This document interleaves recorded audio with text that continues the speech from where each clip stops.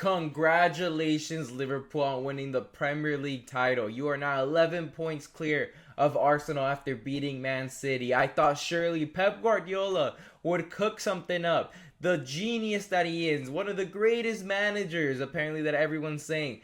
Not convincing me because, oh yeah, you could keep possession. If football was all about possession, you'd be the GOAT. But guess what? It's not. It's about this score right here. And you just got outclassed by a first-time manager. But to be fair, most of the league has. Now, look at the Prem table here. Yes, there's a game in hand, but to be honest, Arsenal just lost to West Ham.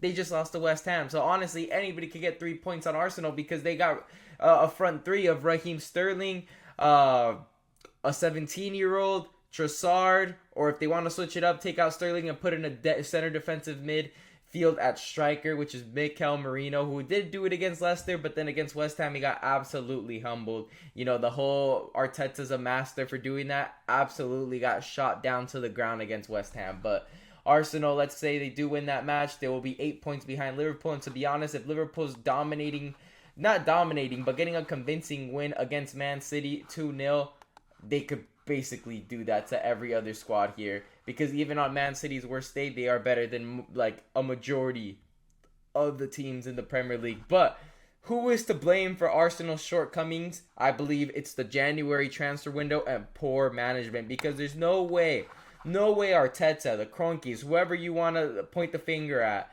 saw Raheem Sterling's performance for the first half of the season in January, saw this, right? 1 goal in the cup. Missed a penalty against Girona. You know, one of those confidence penalties, he missed it. So if they're handing you a goal and you can't even score that, imagine how low your confidence is if it's already low, because you got to have low confidence to be given that penalty. When you miss that, lads, you're in the mud. You're in the mud. It's over. So Raheem Sterling's poor, and then we see Aston Villa. 2 new January loan signings. So keep in mind, no transfer fee, no nothing. For Asensio and Rashford. 2 lads who are basically free. No transfer window. 2 goals and 2 assists from the lads. And 1 match against Chelsea, who were prior to this in the mix for the title to some fans. They basically, in 1 game, performed better than Raheem Sterling all season for Arsenal. There is no way. Mikel Arteta and the Cronkies were so cheap that they let go of 2 players who are dominating for Aston Villa. It's absolutely horrendous. Now we have Trossard, who's fallen from grace. Mikel Merino, central defensive midfielder. Raheem Sterling, the football's left him. He's moving worse than William, and William's almost 40. We might as well go sign him. And then a 17-year-old who's the best of the bunch. It's kind of mad. Whoever's making these decisions needs to be incarcerated, because it's absolutely poor.